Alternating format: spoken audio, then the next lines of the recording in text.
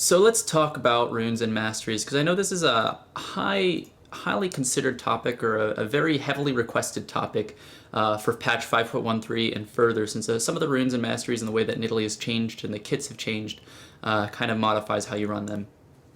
The only difference between these runes and masteries and the olden Zeus run is I now run magic penetration instead of attack damage, and I now run cooldown reduction instead of full ability power or full magic resist. Now, of course, these runes are not always the case. You can change it up if you want to have something different, but for the most part, these are pretty standard for me.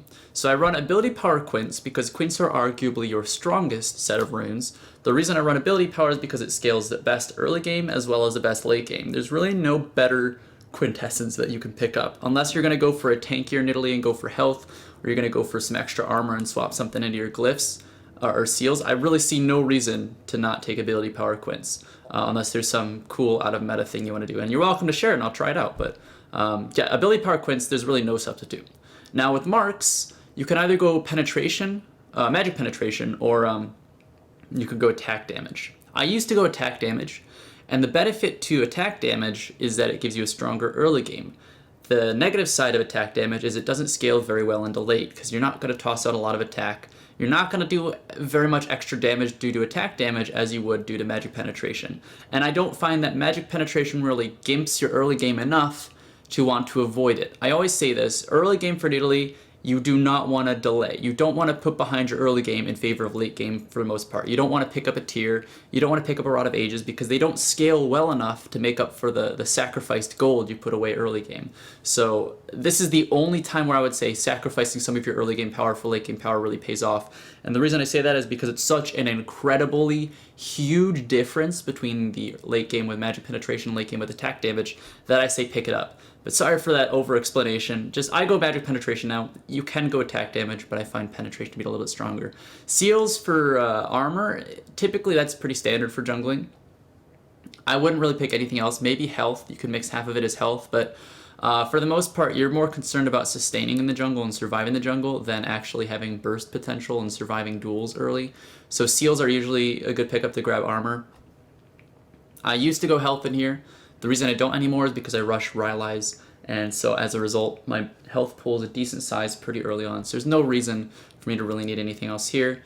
And then I run cooldown reduction, and I run ability power glyphs. The ability power glyphs I could swap out for magic resist if I really wanted to. There's only 3 of them, but I run 6 cooldown reduction glyphs for the 5% cooldown reduction. The reason for that is because in my masteries, which I'm going to show you in a very short while, I have 5%. And I want to be able to round that out with 5% from our runes, so I have a total of 10% from our Masteries and Runes, which is a pretty big impact early game, as well as it's easier to itemize to fill that up to 40%. But let's continue on to Masteries now, because these are pretty important. For Jungle Nidalee, I typically run 28, 2, and 0.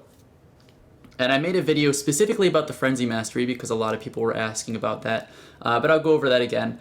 Before I go over anything else, the Frenzy Mastery. If you use your Cougar Q on a hunted target, so if you use an empowered Cougar Q, you will automatically proc it as a critical hit, which means you get plus 5% attack speed.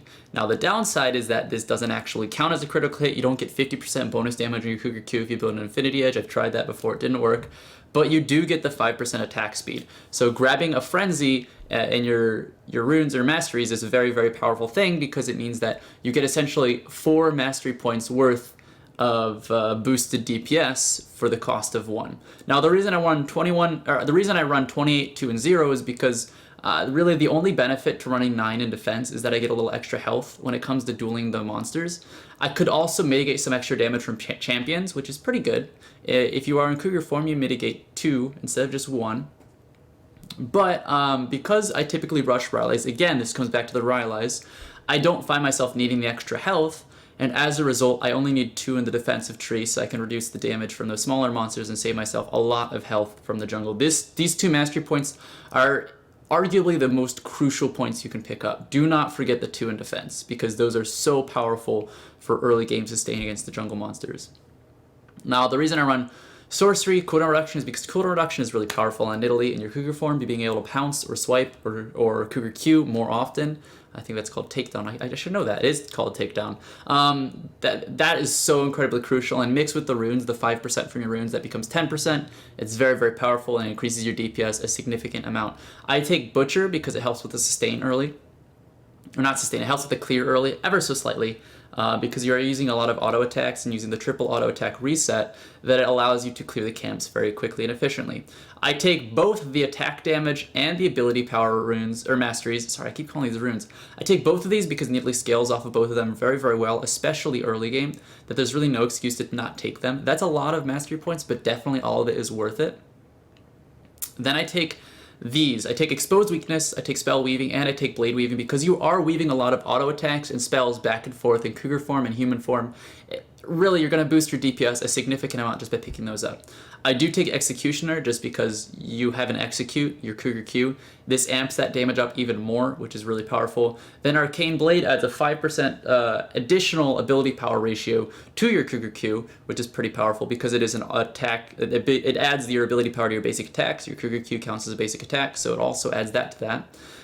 Then I also have the ability power, pretty standard for AP champions. Frenzy, I already explained this. And Devastating Strikes, pretty standard for anyone going offensive, as well as Havoc.